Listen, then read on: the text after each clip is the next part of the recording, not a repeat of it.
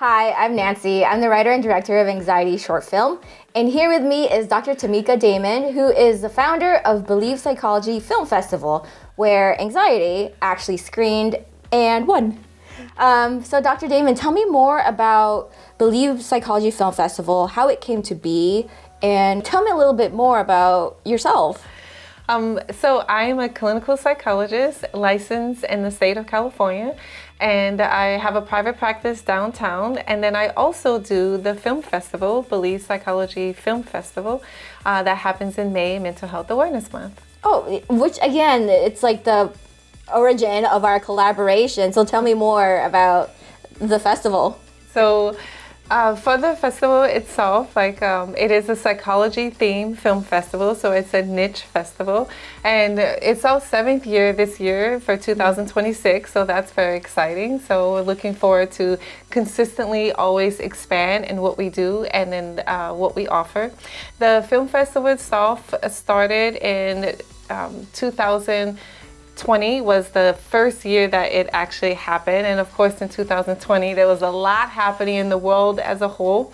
So the idea of having psychology theme, to have pro mental health, to have great representation of healing on screen was very important to me as a psychologist. So I am a licensed psychologist in the state of California, and I have a private practice downtown, so that's my job and that's my work. But my passion is being able to take therapy out of the individual one-on-one relationship with the psychologist and then have it be community-based, where the topics that we're talking about gets revealed through art and gets talked about as a community as a whole. And then one of the art forms is film, but there are other art forms as well. So we do also have a screenwriting contest, and we have an artist that comes out to have art that's representative in mental health. And then we also have a resource fair, because it's important that if you're watching films about psychology, that could be triggering in a sense, or it could just bring up things about what you're going through. So we have organizations in the neighborhood that come out and do a resource fair to be able to be linked to the community. Okay, so where does anxiety come from? So anxiety is a human emotion, so we have it within us, and it's expressed throughout our lifetime, and obviously there's very many of them. So whether it be anxiety or depression, grief or guilt, or some of the more positive, happy emotions like joy, happiness, and something that feels more pleasurable or enjoyable, we have them. And when we experience them, it can be at different degrees and at different levels of intensity. And so sometimes when people say, I don't have anxiety, or I don't feel anxiety, they may experience it as such, but you do have them. It's just that maybe you don't have a problem with them. Maybe it's something that you have difficulty with. It comes on, it sends the signal that you want and need. It gives the messaging that's important to you to make any decision in your life, and then you sort of let it go and you keep going along with life.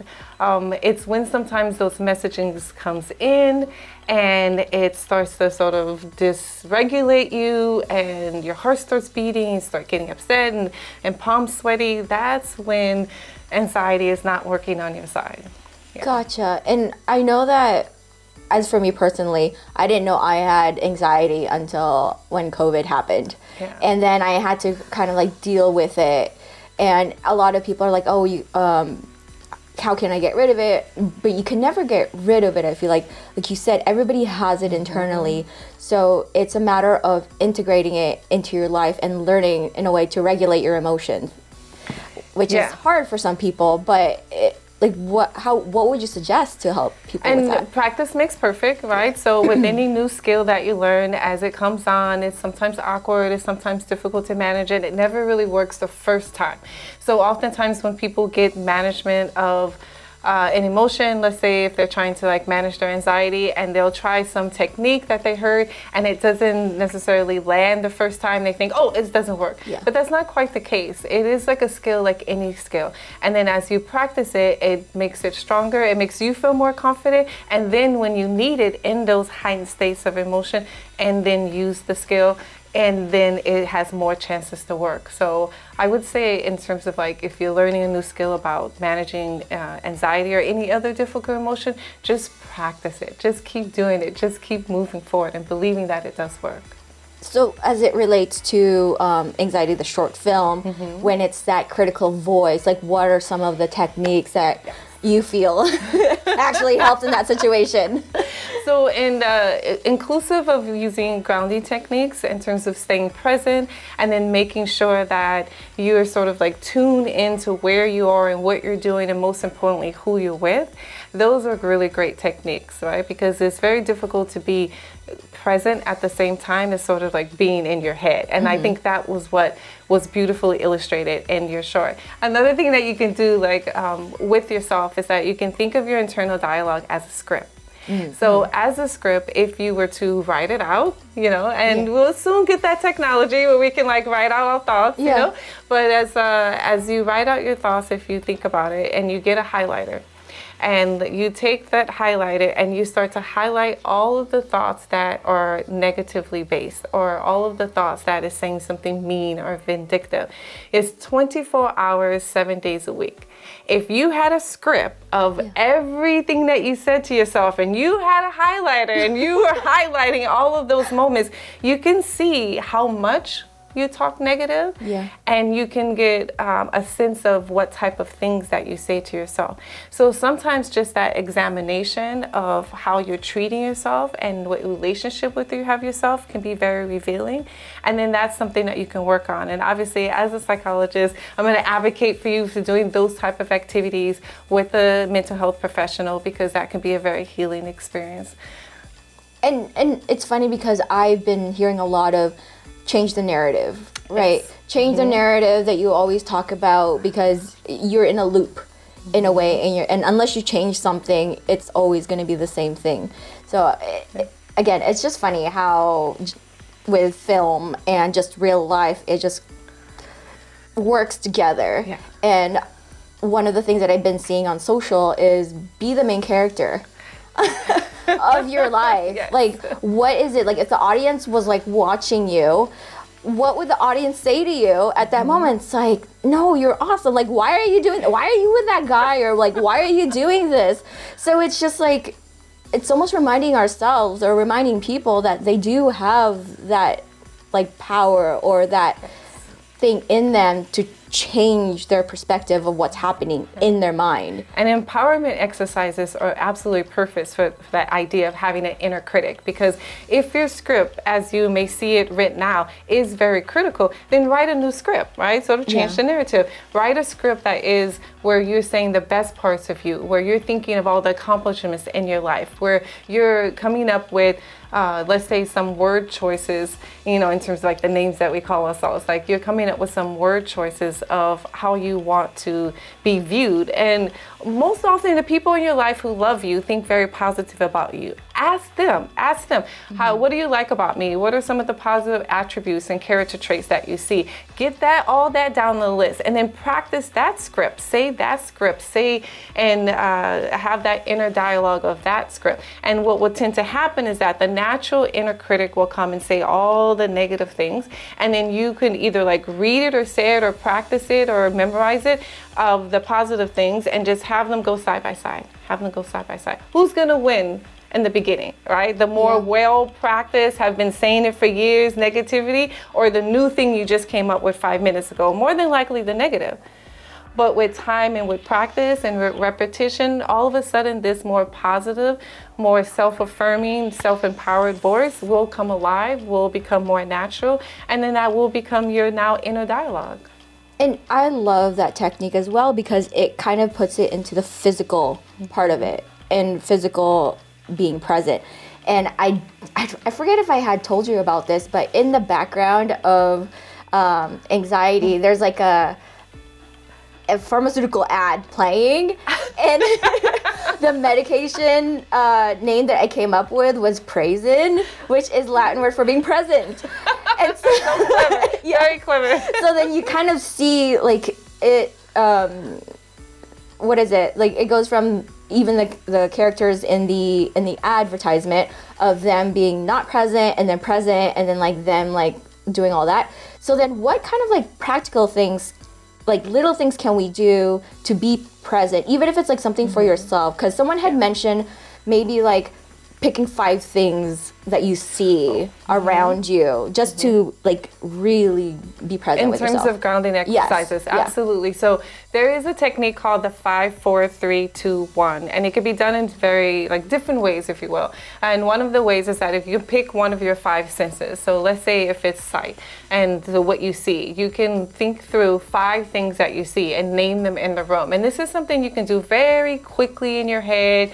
You can do it in a boardroom before you enter an important meeting. You could be doing it on a date, like how the scene suggests, and it just sort of like grounding you and then reorienting you to the space that you're in. And you can do it with, you know, many of your senses. So even let's say smell, you can think of, let's say something that I smell. You can even do it when you think of your body. So if you're sitting in a chair, you can start thinking of how your body is being placed on where you're sitting, how your feet are being placed.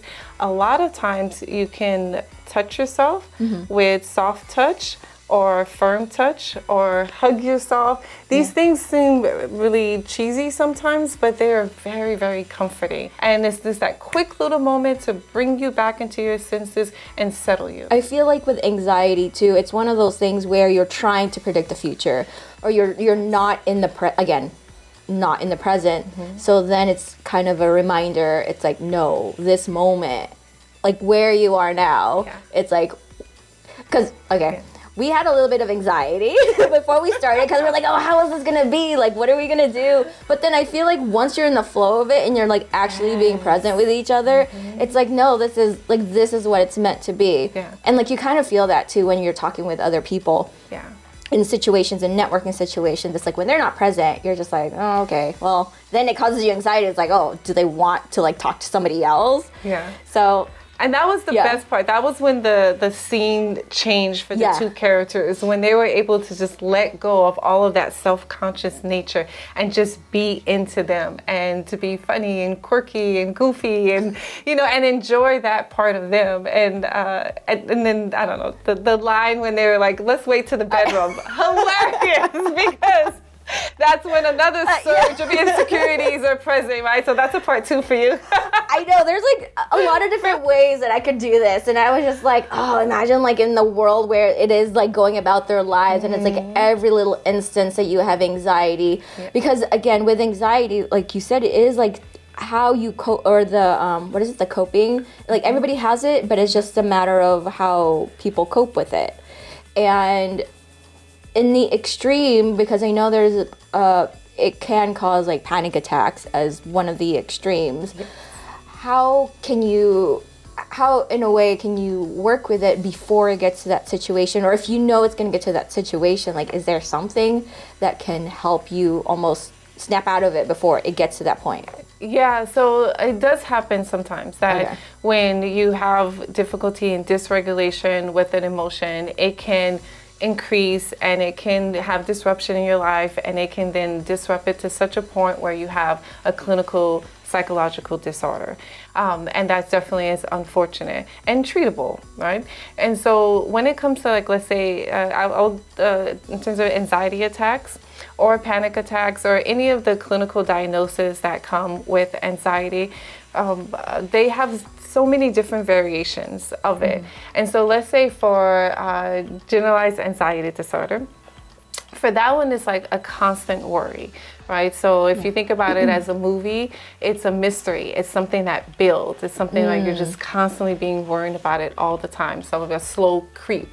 If you think of a disorder, let's say like panic attacks, think of those as the jump scares. Think of those as like you have something that's come on, the anxiety, and then it just like grips you in that moment, you know? And then something like social anxiety disorder, that could be like a reality show.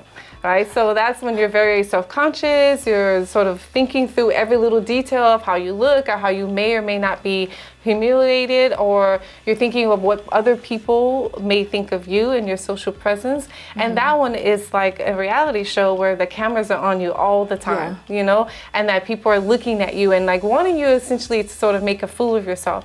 So there's a lot of ways where anxiety, as this typical way of just sending messages about how to sort of be aware of yourself can roll over to something that becomes dysfunctional, because within this diagnosis, it's then really hard to kind of live a daily life that's full of joy and happiness and being settled, like you're sort of in your head or distracted or not being able to authentically be yourself. So in those ways, anxiety can sometimes lead to something pathological.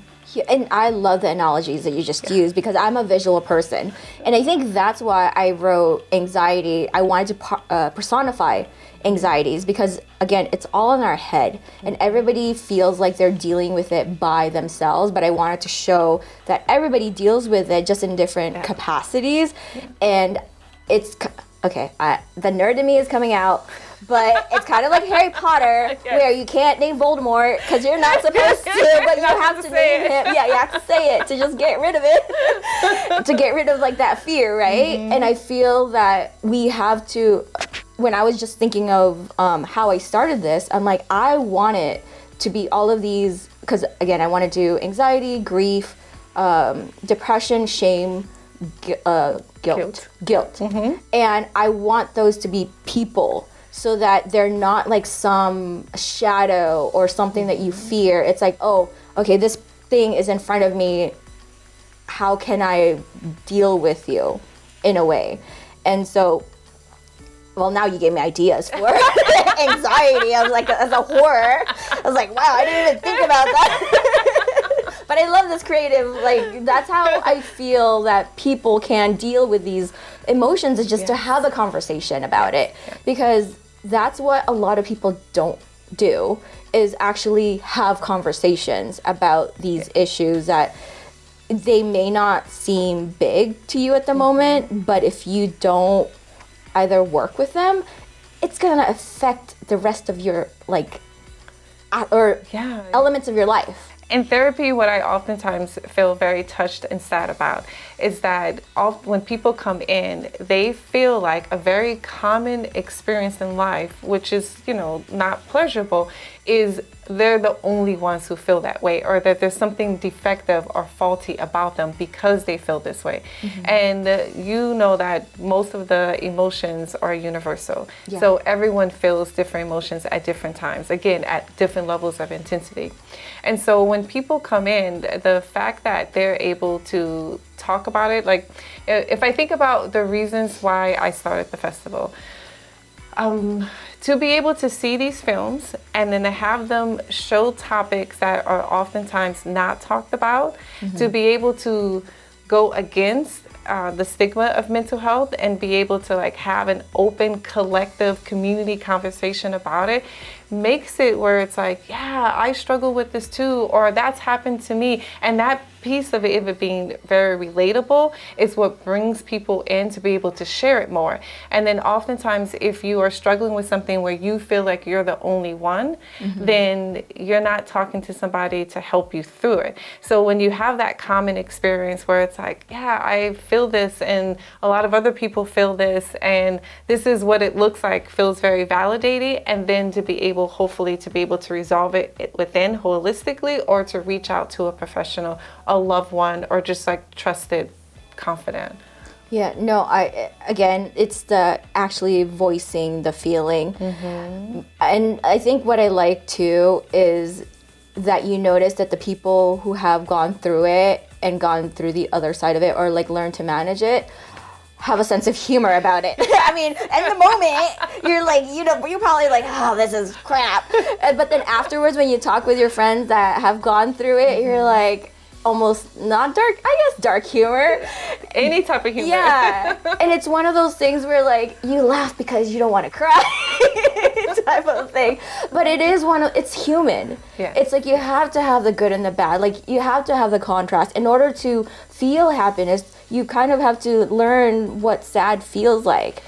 And I think it makes life rich. It makes life rich. And it's one of those things where sometimes I feel like a lot of people just want to feel good. And it's is that really human? If you were always to feel good, like, what do you usually tell your I mean, I clients? feel like to feel good all the time sounds like a great idea, but it can be very exhausting. And I think that you would then all of a sudden, you start to interpret that good feeling as good and bad too, just because there's no difference for you to, it's good to have a bad day. Yeah. It's good to have a good cry. It's good to have an emotion that is unpleasant and undesirable so that you can rejoice in the emotions that are pleasurable and more desirable. So, that creates the balance of life. So sometimes when we do exercises, so as a psychologist, I am strength-based. I use positive psychology when I do counseling.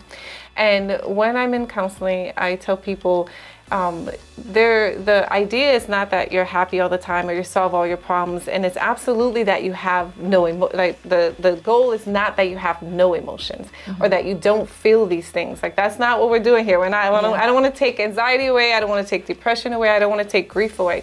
I want you to feel confident that when you feel it, you can get through it. That when you feel it, you can manage it. And when you can feel it, you can honor it. You can rejoice in it. You can gather from it the strength, the lesson, the knowledge, the empowerment that you need to live that full life, that rich life that we talked about. And so that you can kind of like have your joy and be able to embrace it even more so. So that is really like how to use the emotions that come about to its fullest, is to find the balance of it. And I feel also with emotions, again, because a lot of people don't want to feel emotions because they don't want to feel the bad part. But it's like, where does art come from? And it's like when creativity, yes. And creativity. And it's one of those things. Sometimes when I'm sad, I listen to sad songs even more. just to let out the good cry. But then, like, imagine all the artists that were courageous enough to be like, okay, I'm really feeling this, and I'm sure somebody else is gonna feel this, so I'm just gonna put it out there. And then I'm sure that's where it helps so many people in different parts, because I listen to certain songs, happy, sad, whatever it is, but it's just almost like a invisible community, if that makes sense. And that's why I feel that with people sharing their emotions, people have different experiences, so we kind of encourage them to share their own emotions, because yes, there might be however many anxiety shorts features out there, but it's like, it's never that perspective that a certain person has. It's the beauty of art, right? Yeah. So let's say for anxiety, if someone is feeling anxiety and you take it as the message, right? So your body is giving you a message of what it needs to be. And oftentimes it's a warning or it's a caution. It's something where it's saying, hey, watch out, like check in, what's going on. Now, when you feel it as it comes on, if you honor it, then there's a way where you let it come in, and it may flood your body. It may sort of throw you off a little bit, but if you honor it and it comes upon, you can check in, right? Have one of those grounding techniques, be centered onto self, and then get the message. Once you get the message, you make a decision about what you want to do with the message, right? And that's when you can sort of like, okay, thank you so much. It's that friend that comes to visit, or that friend that calls, and you're like, thank you. Yes. And now you hang up, right? And then when it becomes dysfunctional is when it just keeps going and going, where it's a constant worry, a constant anxiety, it's the constant messaging, the friend that's constantly calling. When it doesn't actually help you with receiving the message, it's the worry of whatever it is that you're thinking about within the anxiety that actually decreases your performance and decreases what you need to do and figure out. And that's where you're looking for the management of it, is to be able to receive the message and then continue forward what it is that you're doing. When that interplay, when that experience of dealing with that, of balancing that, becomes exemplified or portrayed, right, depending on what that art is, that's where you get the creativity and the beauty of poetry, of song, of the art that comes in TV, and then that comes with movies, is that it's when you get to have that human, I mean, that's why people connect to art, right? They have a human experience of something that they're experiencing, and then they get to share it with the world. That's what makes us human, connected as humans. Yeah. And I don't know, that's like why we're all here, is to be connected and to be loved. And it's fun when you say connection, I feel that's what, especially with AI and technology, human connection is starting to be a bit more important than anything else. But it's so funny that people are scared of it. Yeah. So it's like you want it, but you're scared of it. It's so vulnerable. Yeah. Yeah. And again, in the dating world, that's kind of how it is, again, with dating apps. It's, you have the digital technology to be like, personify who you want to be. But then once you meet in person, it's like, oh no.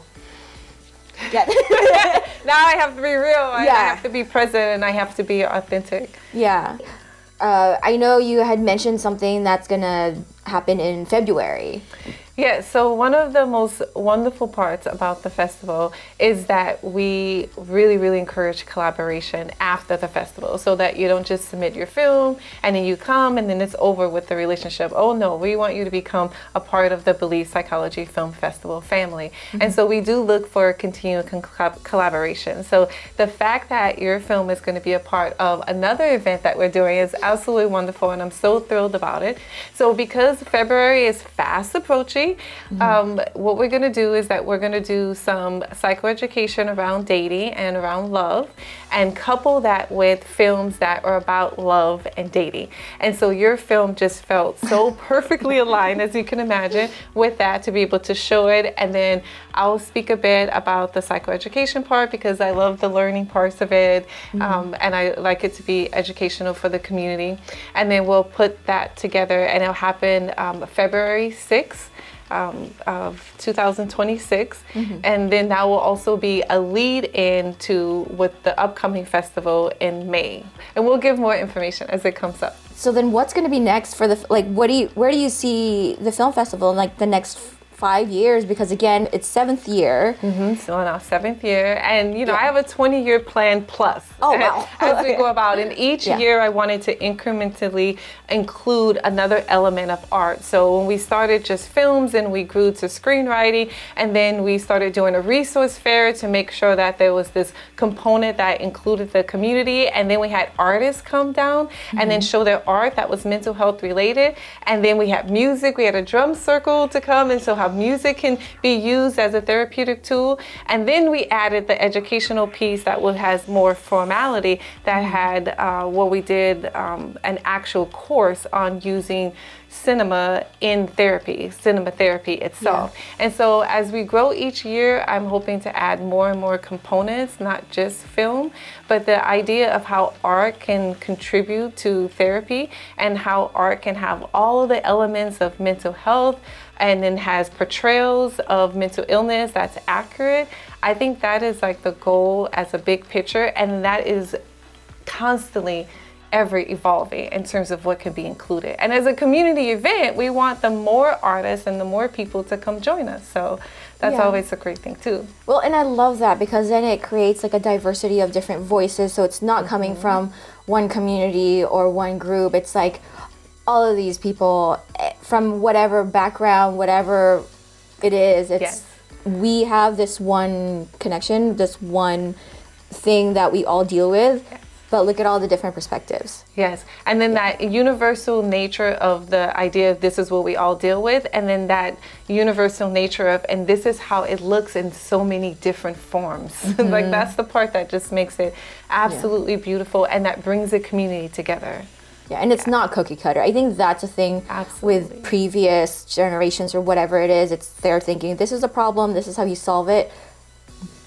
The human brain is magnificent, and so one solution for one problem is not going to do it. And I feel like what you're doing with the film festival and creating that awareness, just creating the environment to be like, this is again an evolving thing, and I don't know, like this is what it looks like. And this is like, and then I'm telling you, when people come, the most fulfilling thing is that this started out as an idea.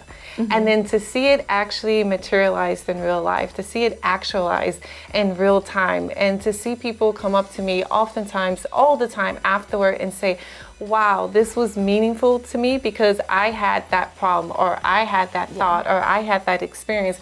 And not only thinking that they were the only one, but to sit in a room where it is the filmmaker, when oftentimes film festivals, that's sort of regular, right? The filmmakers are there and they talk about their film. But in our festival, we have the filmmakers and we have mental health professionals there, and then the audience themselves. And so then as we're all talking, it's not therapy, but it can have definitely a very sincere therapeutic vibe to it, where when people are talking about their authentic experience, you have mental health professionals there talking about their experience with clients, or their experience in their own lives, or their experience just being able to have like a greater detail of the particular topic themselves beyond the voice of the filmmaker. Right? No, that's it gives that little bit of extra. It feels like it's a breath of fresh air. It's like we're the Patch Adams of we get to go deep. It's not a numbers. We don't treat people as numbers. It's like they're humans. And I feel like that's what's gonna help change the stigma around mental health. It's like, it's not like something that's just, whatever it is. It's like, no, it's what we deal with. It's human. We have to deal with it in a human way. And let's get talking about it, right? Because the more interventions we come up with, and the more ways of relating, and the more ways that we pull different communities into the conversation, that part becomes important. And creativity is oftentimes like the best, right? In terms of different ways of showing art. Very healing. Very, very healing. Well, thank you again for having this conversation with me. It's been so amazing. And again, I just love how we incorporate humor into these, because I know it's such a huge emotion for people. But where can people find you, and even the film festival? So we're on most of the social media channels like Instagram, X, and TikTok, YouTube, and Facebook. And so you can find us at Believe Psychology Film Fest or Believe Psychology Film Festival. And at our website directly, Believe Psychology Film Fest. Awesome. Which, again, I will put all of this information in the description. And if you do have any questions, feel free to put it in the comments, because then we might do a part 2 or 3, depending how many comments there are. But again, thank you so much for coming. Bye for now.